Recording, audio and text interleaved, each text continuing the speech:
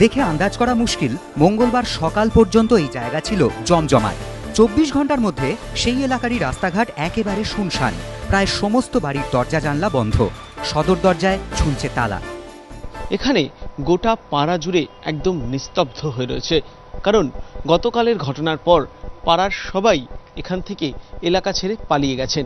গোটা রাস্তায় দেখবেন এবং একটার পর একটা বাড়ি, অনেকে তো বাড়ি খোলাও রেখে অবস্থাতেই প্রাণে বেঁচে পালিয়েছেন।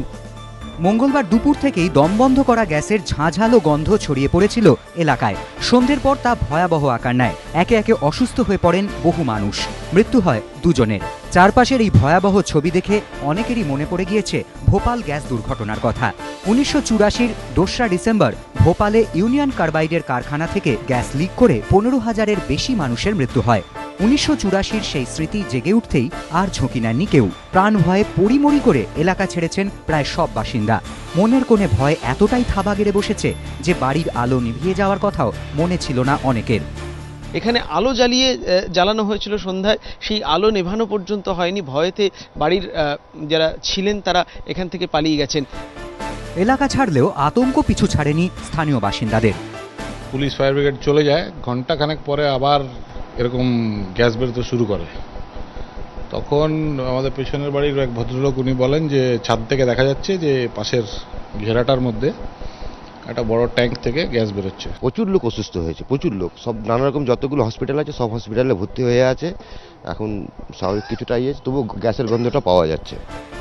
কোন গ্যাসের প্রভাবে এই ঘটনা ঘটল সে ব্যাপারে এখনও নিশ্চিত করে কিছু বলতে পারেনি প্রশাসন। কিন্তু সেই গ্যাসের প্রভাব যে কতটা মারাত্মক তা বোঝা গেল উত্তরায়ণ এলাকার একটি বাড়িতে ঢুকে। রাতারাতি বাড়ির সব স্টিলের বাসনে পড়েছে মোর্চের আস্তরণ। বাড়ির যে বাসন ছিল, বিশেষ করে স্টিলের যে বাসনগুলো, তার উপরে কিন্তু রীতিমতো রাস্ট পড়ে গেছে এবং এই যে একটা কেমিক্যাল রিয়াকশন এখানে হয়েছে, যার ফলে কিন্তু এতগুলো মানুষ অসুস্থ হয়েছেন। 40-এরও বেশি মানুষ অসুস্থ হয়েছেন এবং এখনো পর্যন্ত দুজনের মৃত্যু হয়েছে।